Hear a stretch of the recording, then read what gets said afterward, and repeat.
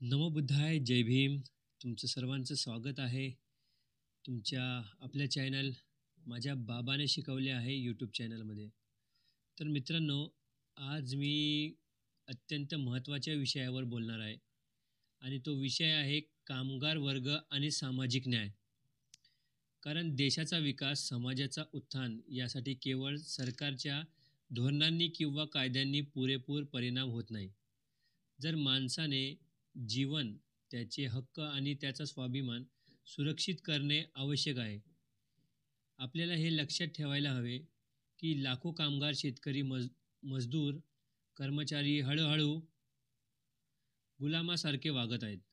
त्यांच्यावर अत्याचार, विषमता आणि अन्याय चालू आहेत. त्यांच्या कामाच्या बदल्यात योग्य वेतन मिळत नाहीत. त्यांच्या कष्टांना मान्यता दिली जात नाही. त्यांच्या मुलांना शिक्षणाची संधी दिली जात नाही आणि समाजातील उच्च वर्गाने त्यांचा अपमान केला आहे.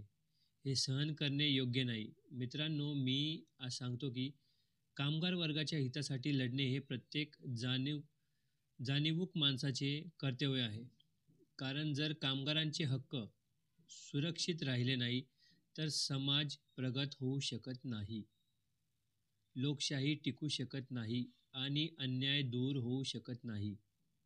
आज आपल्याला हे समजून घेतले पाहिजे की कामगार वर्ग योग्य वेतन, सुरक्षित कामाचे वातावरण, शिक्षण, आरोग्य सुविधा, निवृत्तीची सुरक्षितता आणि समान हक्क मिळवणे आवश्यक आहे.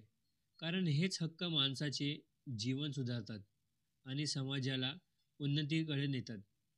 कामगार वर्गाने आपली संघटना घडवली पाहिजे. आपल्याला योग्य माहिती मिळायला हवी. आपल्याला संघटित राहून आपले हक्क मागायला हवेत. अन्यथा हा वर्ग सदैव शोषित राहील. मी सांगतो की फक्त उपद्रव करून कामगारांचे हक्क मिळत नाहीत. फक्त आंदोलन करून परिणाम होत नाहीत. शिक्षित, जागरूक आणि संघटित राहणे गरजेचे आहे. तुम्हाला हे समजायला हवे की सामाजिक न्याय हे फक्त कामगार वर्गापुरते मर्यादित नाहीत. ते संपूर्ण समाजासाठी आवश्यक आहे. जर समाजात सामाजिक न्याय नसेल तर गरीब, दलित, महिला, अपंग, शेतकरी, मजदूर या सर्वांचे हक्क हरवले जातील आणि राज्याची लोकशाही टिकणार नाही. म्हणून मी सांगतो की कामगार वर्गाने केवळ आपले हक्क मागू नयेत तर समाजातील दुर्बल घटकांसाठी देखील आवाज उठवावा. सामाजिक भेदभाव कमी करावा. स्त्री पुरुष समानता आणावी. जाती व्यवस्था आणि वर्णभेद नष्ट करावा. शिक्षणाचा प्रसार करावा. अन्यायाविरुद्ध एकजूट राहावी. हीच खरी सामाजिक लढाई आहे. फक्त भाषण, फक्त शब्द नाही, तर हा संदेश आहे की आपल्याला आपल्या हक्कासाठी लढणं गरजेचे आहे.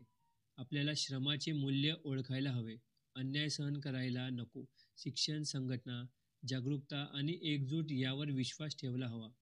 जर कामगार वर्ग सगज राहिला आणि शिक्षित राहिला, संघटित राहिला तर तो समाज बदलू शकतो, सामाजिक न्याय प्राप्त करू शकतो आणि पुढच्या पिढींना समता, स्वातंत्र्य आणि बंधुभाव सुनिश्चित करू शकतो. लक्षात ठेवा की सामाजिक न्यायाशिवाय लोकशाही टिकत नाही.